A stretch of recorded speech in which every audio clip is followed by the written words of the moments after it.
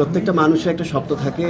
প্রত্যেকটা মানুষ যারা বিজনেস করে, যারা উদ্যোক্তা ছোট থেকে বড় হয়, তারা একটা ব্র্যান্ড দিবে, তারা একটা শোরুম দিবে, তাদের শোরুম একটা বড় একটা আলো ঝলমল করে একটা জায়গাতে বা শপিং প্লেসে বা যে কোনো জায়গায় রাজত্ব করবে, এবং সেখানে তাদেরও একটা ওপেনিংয়ের প্ল্যানিং থাকে।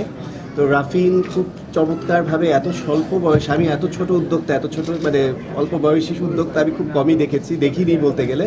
ও যে এত বড় সাহসী বা এত বড় উদ্যোগ নিতে জানে বা এত চমৎকার একটি ব্র্যান্ড রান করতে পারে, দীর্ঘদিন ধরে ও রান করছে। আজকে ওর শোরুম ওপেনিং, এবং পাশাপাশি সে একটা ডিজাইন কালেকশনেরও একটা মানে কি বলে আপনাদের পোশাক আশাকেরও আর একটা ব্র্যান্ড চালু করছে, হ্যাঁ, সুরাত।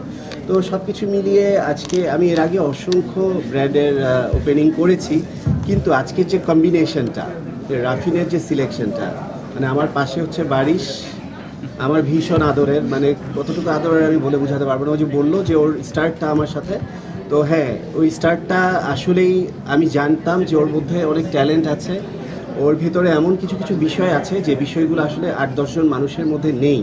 তো আজকে সেটাই সে স্পার্ক করেছে, সেটাই সে শাইন করিয়ে দেখিয়েছে, এবং সুরাতের সাথে সে আছে।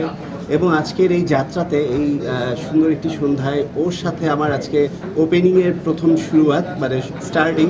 সো আমার ভীষণ ভালো লাগছে, আমি ভীষণ খুশি। ও যখন বাইরে ছিল থাইল্যান্ডে, তখন আমি ওকে টেক্সট করেছিলাম যে এটা বোধহয় আমাদের ফার্স্ট ওপেনিং হতে যাচ্ছে একসাথে। হ্যাঁ, আর পাশে হচ্ছে রিপা, অত্যন্ত ডিসেন্ট, অত্যন্ত লক্ষ্মী, প্রত্যেকটা মানুষকে এত রেসপেক্ট করতে জানে, আর she is more beautiful and talented. একটা সুন্দর কাজের জন্য সে দীর্ঘদিন অপেক্ষা করেছে, এবং তার সাথে যেভাবে যেটা হওয়ার ছিল সেটা হয়তো হয়ে ওঠেনি, হয়ে ওঠেনি।